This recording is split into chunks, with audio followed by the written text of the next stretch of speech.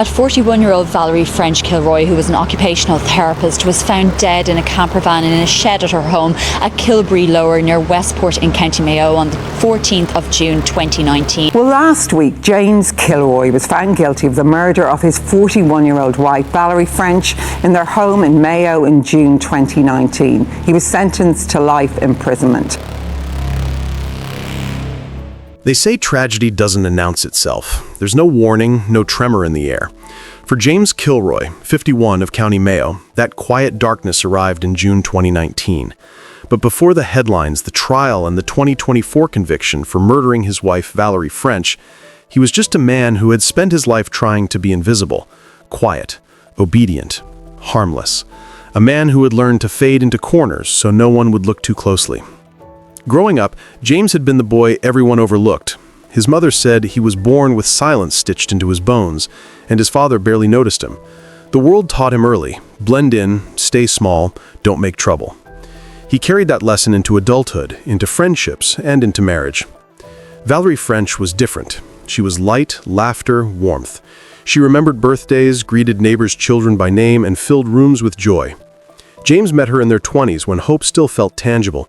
She brought him color, laughter, and routine.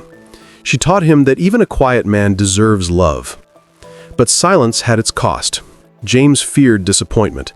Decades of quiet had built a hidden resentment, an emotional barricade he couldn't cross. Behind the facade of a stable marriage, a storm was quietly brewing. Valerie began noticing small changes, James becoming detached, distant, almost a stranger in his own home. Late-night phone calls with her sister revealed worry. He's different, cold, as if he's here but not here. She tried to rationalize it, stress, fatigue, but the truth was darker. The cracks widened. Conversations faded. James would sit staring at walls, muttering under his breath. Valerie left notes, planned date nights, begged for connection. Her efforts were met with silence. Friends later described James as quiet like a storm before it tears the roof off. And yet the world never suspected danger. Men like James rarely appear threatening, but beneath his calm exterior, resentment festered toward Valerie's warmth, independence, and the life she embodied while he stayed small. One evening, a month before she vanished, Valerie confronted him on the sofa. "James, we need to talk. Please, be honest." He replied, "There's nothing to talk about." Final and chilling. It was the kind of answer that ends conversations, and sometimes lives. Valerie didn't give up, but fear began to seep into the edges of her world. Friends noticed her laughter strain at home. She confided once, weeks before her disappearance, "Sometimes when he looks at me, I don't recognize him." June 13th, 2019 began like any other day. Sunlight spilled over County Mayo fields, birds sang in the hedgerows, and neighbors' children played. Inside the Kilroy home, calm was a fragile mask. Valerie moved through the house, humming, unaware it would be her last day alive. James was withdrawn, silent, muttering about missions no one else could understand. Tension had become suffocating.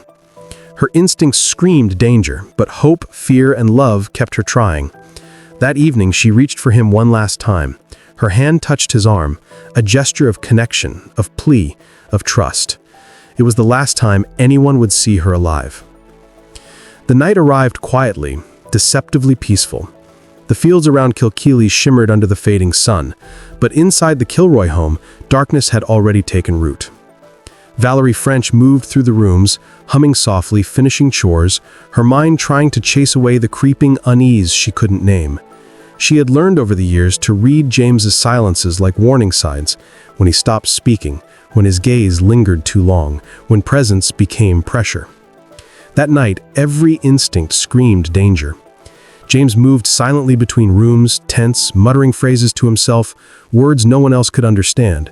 Friends and neighbors would later describe him in the weeks leading up to June as distant, obsessive, quiet the way a storm waits to strike. In that quiet, he had planned, calculated, and resolved. This was no impulsive act. Valerie's final attempt at connection came on the sofa. "James, we can fix this. Please, talk to me," she said, her voice trembling between fear and hope. He didn't answer. Fingers drummed on his knee. Then, as if releasing some internal command, He whispered, "There's nothing to talk about." The weight of that moment would haunt her family forever. What followed was swift, precise, and unthinkable.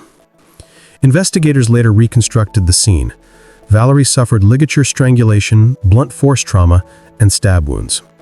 The attack was methodical, deliberate, a grotesque inversion of the man who had once seemed harmless.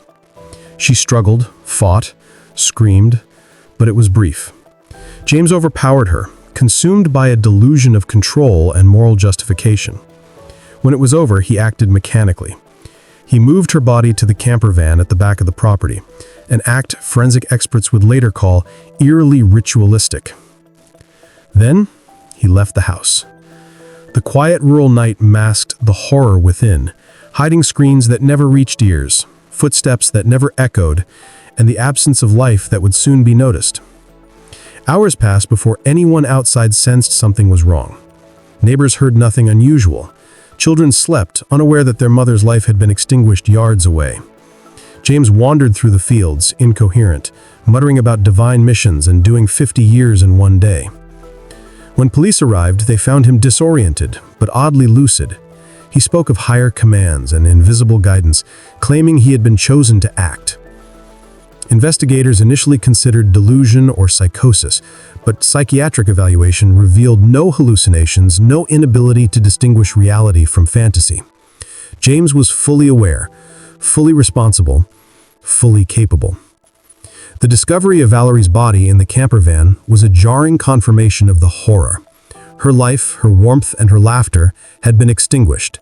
Friends, neighbors, and family struggled to reconcile the man they knew, the husband, father, and quiet neighbor, with the man capable of this calculated violence. In the weeks that followed, forensic teams scoured the Kilroy property, and investigators pieced together the timeline. Text messages between James and Valerie, once overlooked as ordinary, revealed tension, subtle threats, and veiled intimidation. Neighbors recalled pacing, muttering, and silent hours that had preceded the tragedy. Every piece of evidence pointed to the same conclusion. James had carefully planned, executed, and attempted to conceal the murder of his wife. The shock reverberated through the community. How could a man so ordinary, so familiar, harbor darkness so absolute? Questions echoed. How had nobody seen the signs? How could love transform into lethal obsession? Valerie's family, already stunned by grief, now faced a deeper battle, seeking justice while holding on to memories of the woman who had been their anchor. Every day became a mix of sorrow, disbelief, and the dawning realization that their lives and the lives of her children had been permanently altered. And yet, amid the horror, the first whispers of resolve began to emerge. Valerie's sister, sitting beside their parents, held a trembling hand and whispered, "We will not let her story end like this. The truth will come out. We will honor her life." That determination would carry them through a courtroom filled with tension, grief, and moral confrontation, a place where justice would finally face betrayal, and where the full scope of James Kilroy's calculated darkness would be revealed to the world. The days after Valerie's death were like stepping into a nightmare with no waking. The Kilroy home, once a place of mundane comfort, had become a crime scene. Police tape crisscrossed the property, forensic teams moved with quiet precision, and neighbors whispered behind closed doors, unable to reconcile the horror with the man they had thought they knew. James Kilroy, once invisible, had become the center of scrutiny.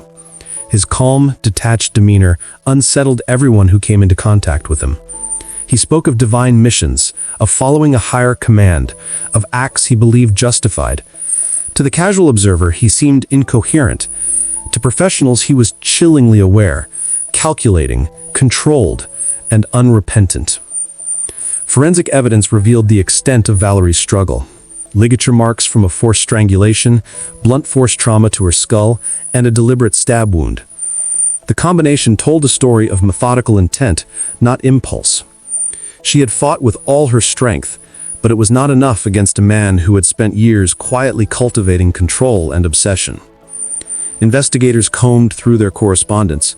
Text messages, at first dismissed as ordinary spats, now read like a chronicle of intimidation. "We need to fix this," she had written. "Talk to me," she begged in another. Each message revealed her fear growing as the cracks widened, the silent psychological cage tightening. Friends and neighbors provided testimony of James's escalating odd behavior. Hours spent muttering to himself, pacing in silence, obsessive reading of religious texts, sudden withdrawal from social events, and moments of icy detachment painted the portrait of a man spiraling quietly into darkness. The community's shock deepened as details of the murder were pieced together. James's plan was meticulous, moving Valerie's body into the camper van, covering his tracks, wandering the fields under the illusion of divine purpose. All were carefully executed steps that indicated deliberation. The man who had faded into corners had now become a presence that could not be ignored. The courtroom, months later, was tense with anticipation. Valerie's family, still reeling from grief, sat in rigid silence. Every detail of the investigation, text messages, forensic reports, and neighbors' testimony was laid bare. Each piece dismantled the defense's narrative of a momentary loss of control. James's calculated calmness became a focal point, a man fully aware, fully responsible, fully capable of unspeakable violence. Her sister recounted Valerie's quiet warnings. She told me, "Sometimes it feels like walking on glass around him." I never understood how true that would be until it was too late. The prosecution used these moments to humanize the victim, to show Valerie's courage, patience, and fear. Each testimony revealed the psychological toll, the invisible battle she fought in the final months. The courtroom became a stage for truth, a slow unveiling of the darkness hidden behind James's mild exterior. Even James's defense attorneys argued mental instability, suggesting he had been overwhelmed, acting under delusion. But psychiatric evaluations found no psychosis, no hallucinations, no detachment from reality. He had planned, he had executed, he had concealed. The court's challenge was to weigh motive, action, and intent, and ensure that justice reflected truth. Neighbor testimonies described eerie patterns, whispered phrases, obsessive routines, sudden silences. Friends detailed subtle signs, passive-aggressive threats hidden in daily interactions, the slow erosion of Valerie's confidence. The community realized that the tragedy was not a single night's lapse, but the culmination of years of simmering resentment, control, and psychological manipulation. As the trial progressed, James's calm became unnerving. He sat silently, rarely showing emotion, a man who had long lived in his own world of control. Valerie's family, on the other hand, displayed raw courage, bearing testimony not only to seek justice, but to honor the woman whose life had been stolen. Every word was a plea to ensure the truth would not be buried under excuses. The court began to see the pattern clearly. A lifetime of silence, emotional suppression, and resentment had metastasized into fatal action. The final verdict was not just about one night in June 2019, it was the culmination of years of psychological tension and hidden darkness laid bare for all to witness. Outside the courtroom, whispers spread through the community. How could a man so ordinary, so familiar, hide a capacity for such calculated violence? And yet the verdict would confirm what forensic evidence, testimony, and psychological evaluation had already revealed. James Kilroy had acted deliberately, consciously, and without remorse. The stage was now set for the final confrontation, the judgment that would transform grief into acknowledgement, chaos into closure, and the darkness of betrayal into a powerful testament to truth and justice. The courtroom was packed, the air heavy with anticipation and grief. Friends, neighbors, and family had gathered, each carrying the weight of months of shock, investigation, and quiet mourning. Every eye was fixed on James Kilroy, who stood at the front, hands folded, his head bowed in an almost imperceptible acknowledgement of the moment, but not the crime. There was no visible remorse, no trembling, no confession. Only the same unsettling calm that had accompanied him through the darkest days. The judge began, voice deliberate and measured. "Mr. Kilroy," the judge said, After careful review of evidence, witness testimony, and psychiatric evaluation, this court finds that you were fully aware of your actions and the consequences thereof. The words struck like stones, echoing through the room. James's shoulders slumped slightly, a faint tremor betraying the first hint of reaction, though his face remained an unyielding mask.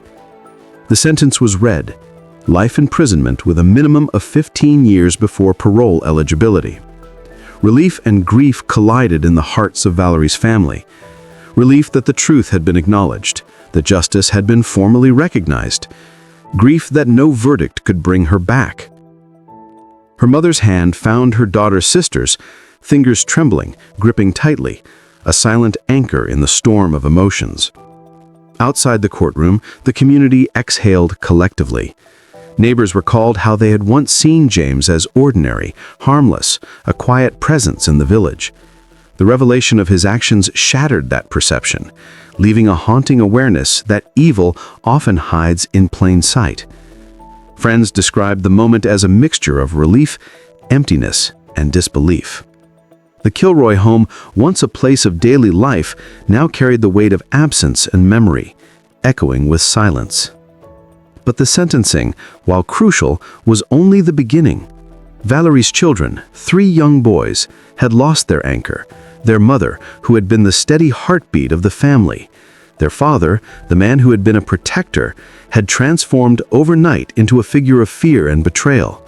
The process of healing would be long and uneven, guided by family, therapists, and the quiet resilience of children forced to grow up too quickly. Therapists were brought in to help the boys process grief that had no simple explanation. Their lives were marked by questions that had no immediate answers. Why did Daddy? When is Mommy coming back? Could this have been prevented? Even in moments of laughter, the shadow of absence lingered. Their guardians, mainly Valerie's sister, tried to cultivate normalcy, but each holiday, birthday, and family event was a reminder of what had been lost. The family worked tirelessly to honor Valerie's memory, keeping her presence alive in stories, photos, and traditions.